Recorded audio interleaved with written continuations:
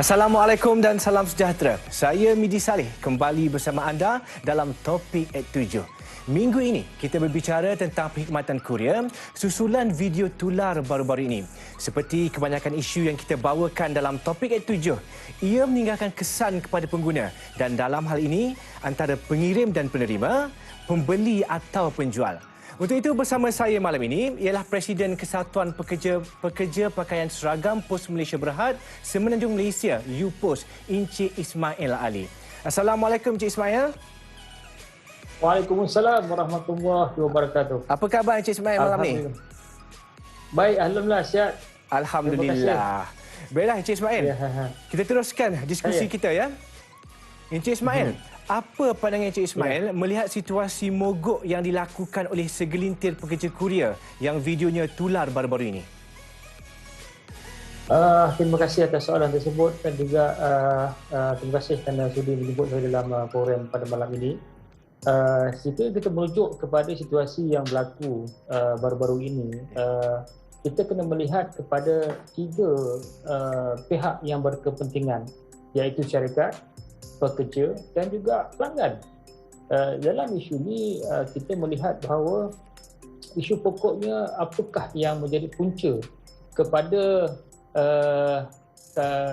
berlakunya, kalau saya boleh katakan bukan mogok lah, satu orang kata perasaan tidak puas hati di kalangan pekerja. Jadi apa yang saya melihat punca-puncanya adalah berlaku pemotongan komisen ataupun dalam berita hari ini KSM mengatakan bahawa pembayaran bonus yang tidak berpuas hati dengan bayaran bonus. Tetapi isunya sekarang ni, apakah punca majikan berkenaan yang terpaksa untuk memotong komisen ataupun bonus tersebut? Apa yang saya lihat daripada perkara tersebut iaitu kemungkinan pihak majikan tersebut mungkin mengalami masalah kewangan yang terpaksa dilakukan tanpa mengambil kira perasaan pekerja itu sendiri.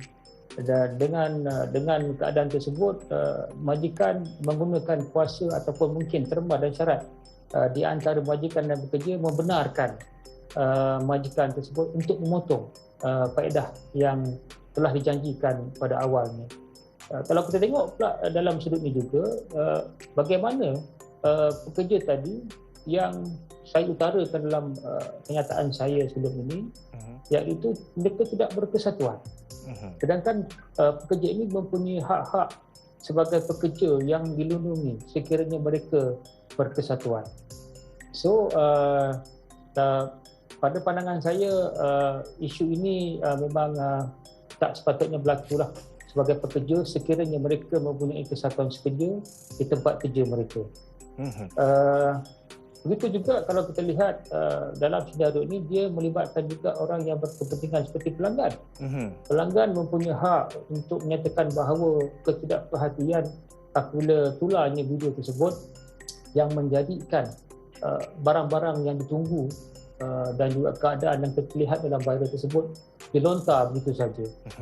Sebagai pekerja, kita kena ingat bahawasanya jika tidak ada pelanggan, tidak ada syarikat. Dan kalau tidak ada syarikat, tidak adalah pekerja.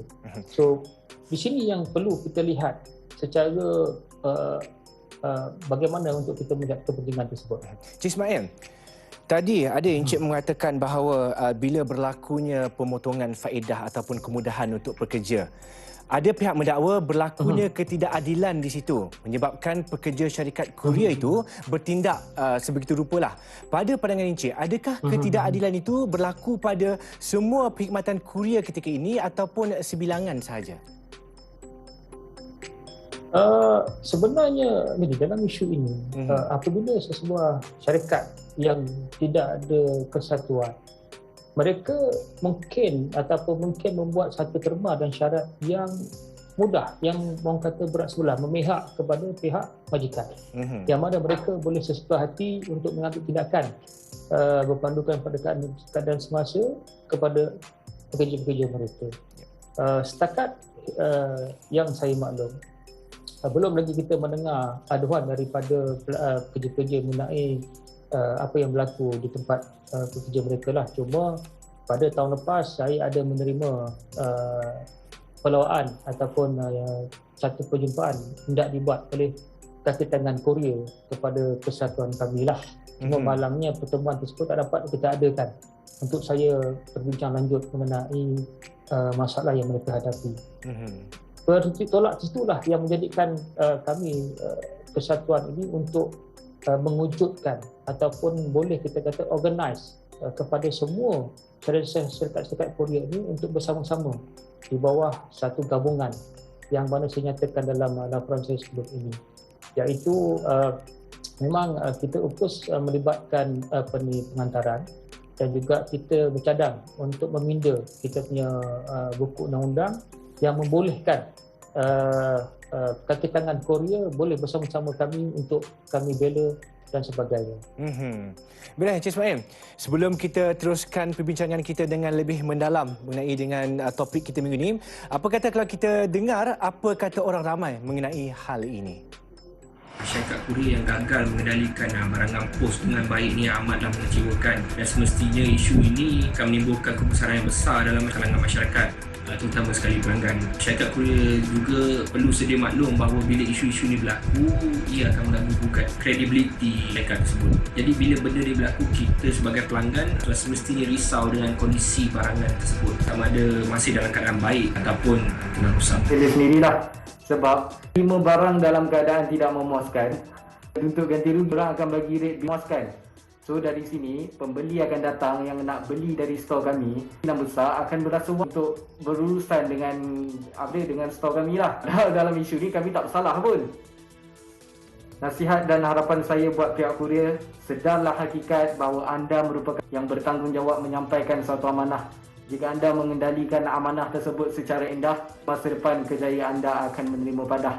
Terus bertanggungjawab dalam apa jua keadaan, kena nila setitik. Pada zaman-zaman ataupun dalam masa pandemik begini, memang kita perlukan perkhidmatan kurier sebegini sebab kita tak boleh keluar ke rumah. Jadinya kita bayar perkhidmatan kurier tersebut. Tolonglah bertanggungjawab. Saya tahu ada masalah setengah-setengah company ataupun setengah-setengah syarikat yang kata ada masalah dengan majikan sampai campak-campak barang customer. Saya rasa benda tu tak patut. Yang masalah awak dengan majikan awak, bukannya customer. Customer tak salah. Jangan libatkan pengguna sekali. Benda tu bagi saya tak bermoral lah. Baiklah, itu tadi antara pandangan orang ramai selaku pengguna pada perkhidmatan kurier di Malaysia pada masa ini. Baiklah, Encik Ismail, seperti yang kita sedia maklum, selepas video tular, syarikat terbabit telah pun mengeluarkan kenyataan dan pekerja yang terlibat dah pun memohon maaf.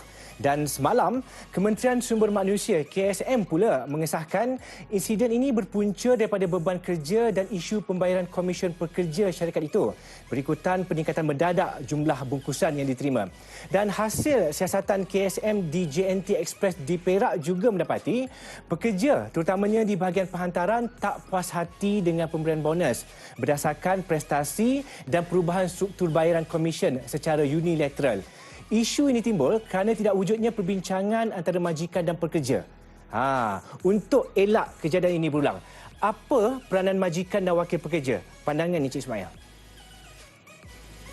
Terima kasih atas soalan tersebut. Sebenarnya seperti mana yang saya katakan tadi, ekoran daripada syarikat-syarikat ini tidak mempunyai kesatuan. Waktu itu kesatuan dia akan membuat perubahan syarat yang bagi saya boleh memihak kepada kepentingan syarikat itu sendiri. Sebab tu pentingnya pihak pekerja memahami apakah hak-hak yang sepatutnya ada sebagai pekerja yang boleh boleh dipertahankan. Sebab tu dalam isu ni saya berpendapat kadang isu tidak puas hati pekerja ini boleh diselesaikan dengan adanya kesatuan di syarikat berkenaan, dan yang mana kesatuan ini boleh mewakili pekerja untuk berbincang untuk memastikan supaya terma dan syarat perkhidmatan ataupun kita panggil dalam perjanjian bersambung ini yang terbaik untuk pekerja. Dan setiap tindakan dan perlu diadakan perbincangan dengan pihak kesatuan. Sebab tu kalau terujuk kepada Akta Kesatuan Kerja di perkara 2 taksiran, tujuan berkesatuan ini adalah untuk memudahkan ataupun mewujudkan hubungan harmoni di antara pekerja dan majikan.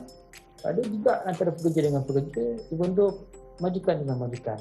Kebanyakan syarikat-syarikat ni agak memandang negatif dengan kesatuan ini. Mereka melihat bahawa kesatuan satu badan yang suka mengganggu, suka menghalang dan sebagainya.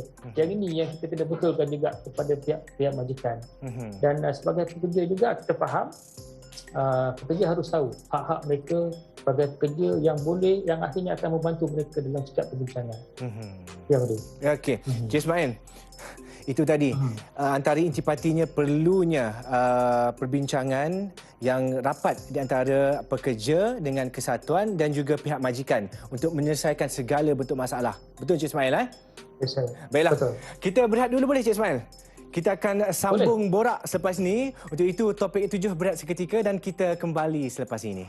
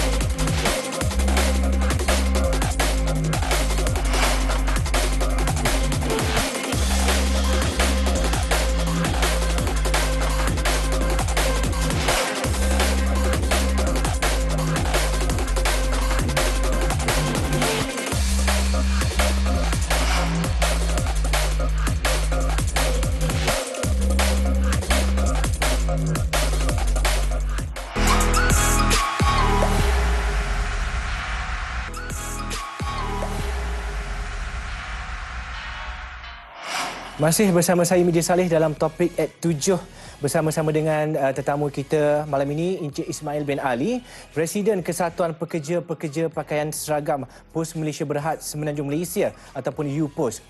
Baiklah, saya dimaklumkan ramai penjual minta pelanggan tidak lagi menggunakan khidmat kurier viral ni kerana takut mereka akan dipersalahkan. Pandangan Encik mengenai keadaan ini? Terima kasih. Pada pandangan saya lah, betul ini adalah hak pelanggan. Pelanggan punya hak, mereka menggunakan perkhidmatan kurier ini untuk memastikan barang mereka sampai pada masa yang ditentukan dan juga dalam keadaan yang selamat. Tapi saya percaya di mana-mana syarikat kurier yang ada pun pastinya akan memastikan perkhidmatan mereka yang terbaik.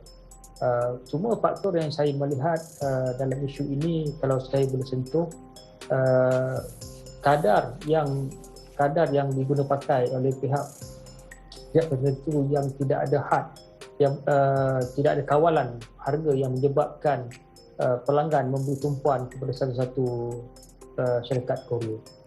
Walaupun bagaimanapun dalam isu ini adalah orang kata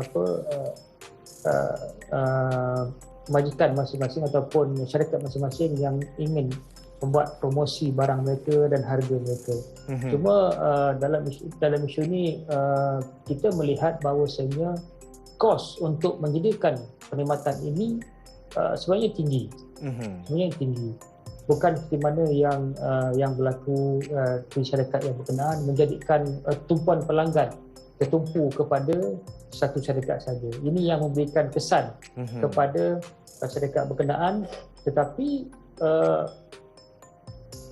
disebabkan kos tadi itu tinggi dan dia membuat satu tawaran harga yang rendah menyediakan pelanggan seronok, tetapi beban kerja berlaku di situ, dah berlaku mungkin agaknya pengurangan kerugian dan sebagainya. Tetapi sebagai pelanggan, saya pasti semua nakkan yang terbaik dalam perkhidmatan. Dan kita tak nafikan benda itu.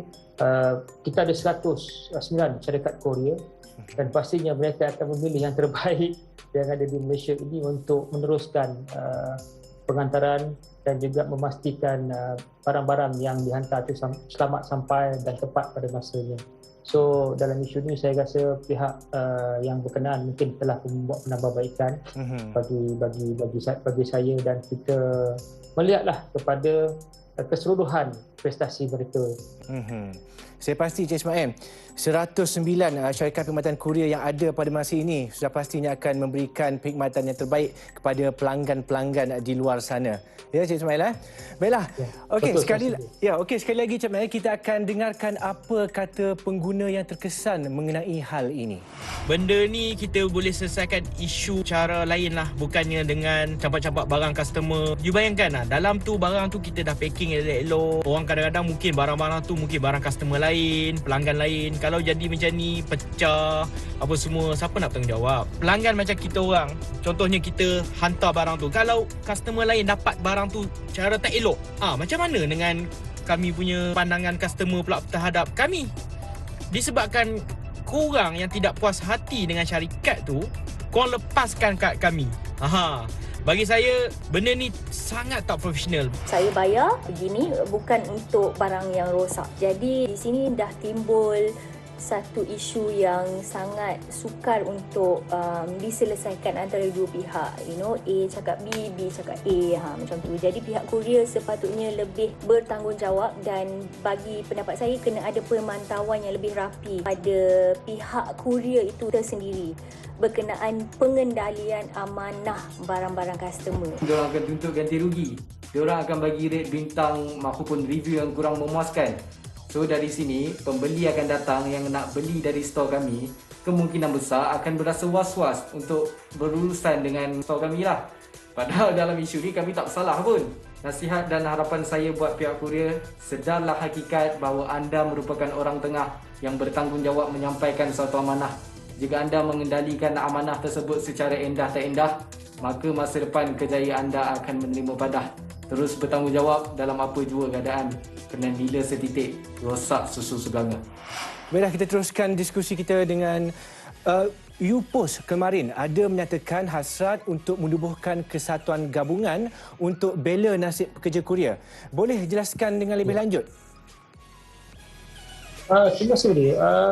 Sebenarnya memang sebelum ini pun kita ada buat perbincangan di kalangan ESCO, di kalangan UPOS untuk kita menjadi kesatuan nasional kebangsaan, untuk kita dapat mewakili semua pekerja-pekerja yang melibatkan pengantaran. Untuk tujuan tersebut, saya perlu menunggu sehingga persidangan perwakilan yang akan diadakan pada hujung tahun ini bagi mendapatkan ataupun membentangkan usul ini, dan sekiranya dipersetujui kita boleh laksanakan. Tetapi bila berlakunya viral yang baru-baru ini, kami mengambil pendekatan untuk menyegerakan supaya pekerja-pekerja ini dapat pembelaan yang sebaiknya. Cuma kita mengharapkan supaya dengan adanya peluang ini, untuk saya nyatakan kepada semua pekerja-pekerja kurier bahawa pihak UPOS insya-Allah bersedia untuk membantu sekiranya mereka menghadapi masalah dengan pihak majikan. Dan boleh nanti kita adakan, saya pun akan mula bergerak untuk berjumpa dengan pihak-pihak majikan 109 kurier ini untuk kita mendapatkan mengadakan perjumpaan dan mendapatkan pelurusan untuk kita memberi taklimat betapa pentingnya kita berkesatuan bagi membela hak-hak kita sebagai pekerja. Setakat ini bagaimana dengan sambutan terhadap cadangan UPOS ni? Ramai ke pekerja kurier yang menyokong? Setakat hari ini masih lagi belum ada lagi yang menyatakan pendirian, sebab kita juga mempunyai gabungan di bawah dunia MLC yang mana juga menerima kesatuan-kesatuan yang berdaftar. Cuma apa yang ingin saya lakukan adalah untuk mengorganize syarikat sektor yang masih belum berkesatuan. Jadi yang peranan yang ingin saya mainkan untuk saya berjumpa dengan pihak-pihak majikan supaya dapat memberi kebenaran untuk kita turun ke padang, memberi taklimat kepada pekerja-pekerja bahawa pentingnya persatuan ini. Okey, Cik Ismail. Terima kasih sekali lagi kepada Encik Ismail Ali, Presiden UPOS, kerana sudi meluangkan masa bersama-sama dengan kami di Topik at 7 malam ini. Baiklah, kita lihat sekali lagi dan jangan ke mana-mana.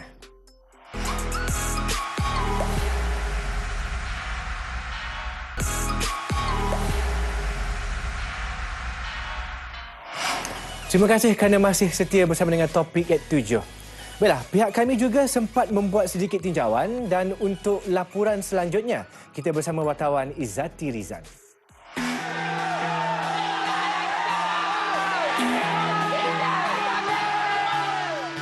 Baru-baru ini, sebuah syarikat penghantaran menjadi sebutan ramai sehingga muncul menghiasi dada media gara-gara tingkah laku tidak bermoral yang dilakukan segelintir petugasnya.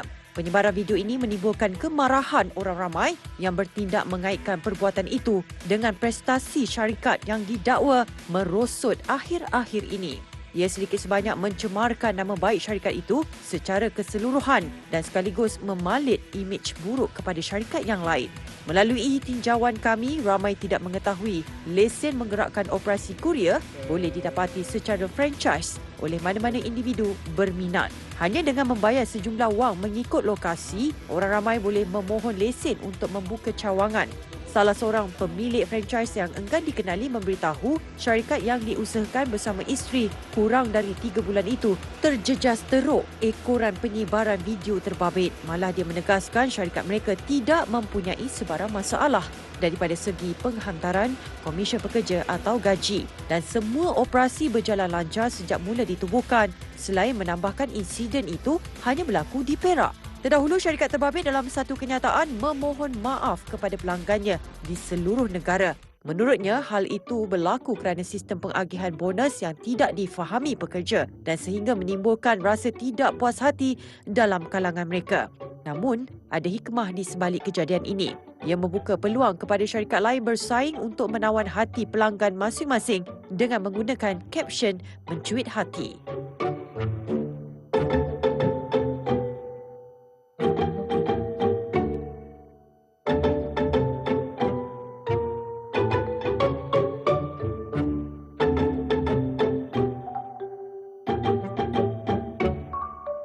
Apapun alasannya, perlu ada penjelasan yang terperinci dan juga lengkap dalam merungkai segala kesututan. Apatah lagi ketika ini rakyat Malaysia amat bergantung kepada perkhidmatan penghantar ketika musim PKP ini. Izzati Rizan melaporkan. Baiklah, apapun semua pihak perlu menjalankan tanggungjawab masing-masing dengan berhemah. Syarikat kurier jangan ambil kesempatan tengok permintaan kurier tinggi, terus lupa kebajikan pekerja. Riders pula, jaga punca rezeki masing-masing. Jangan sampai pengguna mengadu, barang dah sampai, tapi barai. Penjual dan pengguna diharapkan dapat terus memberi ruang kepada syarikat kurier sama-sama berganding bahu dalam ketidaktentuan ekonomi global ketika ini. Jadi saya noktahkan episod minggu ini. Mulai minggu depan, Topik at 7 terus bersiaran pada hari yang sama setiap Sabtu. Cuma masanya ditukar kepada 9.30 malam. Untuk itu, saya Midi Saleh. Jumpa lagi dalam Topik at 7.